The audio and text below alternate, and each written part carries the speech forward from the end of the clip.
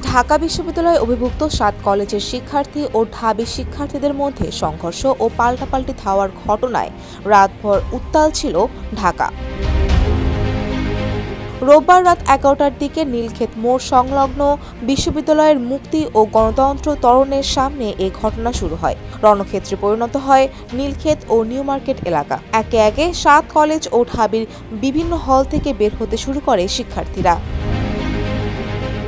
শিক্ষার্থীরা জানায়, ভর্তি পরীক্ষায় অযৌক্তিক কোটা পদ্ধতি বাতিল সহ ৫ দফা দাবির অগ্রগতি জানতে এদিন বিকেলে ঢাকা বিশ্ববিদ্যালয়ের উপাচার্য অধ্যাপক মামুন আহমেদের সঙ্গে কথা বলতে চান ৭ কলেজের একদল শিক্ষার্থী। এ সময় কয়েকজন হুড়মুড় করে তার কার্যালয়ে ঢুকে পড়েন। এতে মেজাজ হারিয়ে ফেলেন অধ্যাপক মামুন। এ সময়ের একটি ভিডিও সামাজিক যোগাযোগ মাধ্যমে পাওয়া যায়। তাতে দেখা যায় মামুন আহমেদ শিক্ষার্থীদের উদ্দেশ্যে বলছেন, আমি তোমাদের বলেছি দুজন আসতে, কেন বলেছি আমি তোমাদের কথা শুনবো, বাট তুমি দলবল নিয়ে আমার রুমে ঢুকেছ। অন্য পাশে এক শিক্ষার্থী বলেন, দুজন তো সব কথা বলতে পারবে না। তখন অধ্যাপক মামুন বলেন, কেন বলতে পারবে না? তোমার বক্তব্য প্রতিনিধি হিসেবে বলবা। শিক্ষার্থী বলেন, ওরা মানবে না স্যার। তখন অধ্যাপক মামুন বলেন, মানবে না কেন? That's not my business. তখন এক শিক্ষার্থী বলেন, আপনি এত অ্যাগ্রেসিভ হয়ে যাচ্ছেন কেন? তখন অধ্যাপক মামুন বলেন, অ্যাগ্রেসিভ হওয়ার যথেষ্ট কারণ আছে। তখন ওই শিক্ষার্থী বলেন, আপনি যেভাবে অ্যাগ্রেসিভ হয়ে গেলেন এটা কিন্তু গ্রহণযোগ্য আচরণ নয়। তখন অধ্যাপক মামুন বলেন, অবশ্যই এটা গ্রহণযোগ্য আচরণ। প্লিজ সরি, তোমার কথা শুনবো না।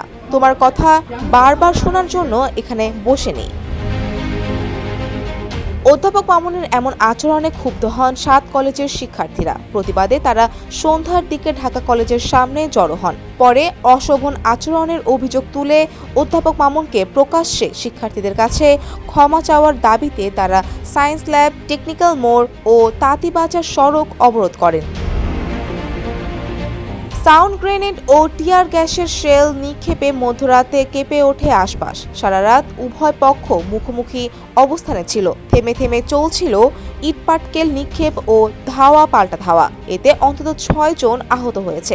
তাৎক্ষণিকভাবে এখনও তাদের নাম জানা যায়নি। পরিস্থিতি নিয়ন্ত্রণে অতিরিক্ত পুলিশ ও ৪ প্লাটুন বিজিবি মোতায়েন করা হয়।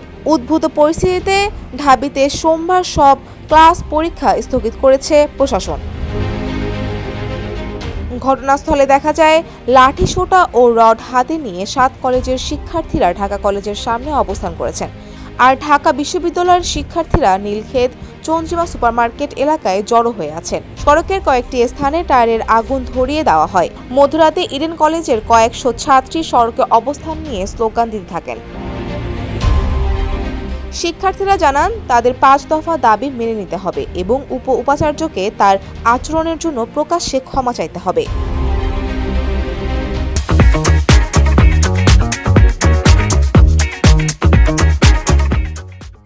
এদিকে রাতেই পরিস্থিতি নিয়ন্ত্রণে মোতায়েন করা হয় ৪ প্লাটুন বিজিবি ও অতিরিক্ত পুলিশ ফোর্স। ৪ ঘণ্টাব্যাপী চলা সংঘর্ষে আহত হয়ে হাসপাতালে যান প্রায় ১০ জন শিক্ষার্থী। ফৌজিয়া ফারিহা, ডেস্ক রিপোর্ট, সমকাল।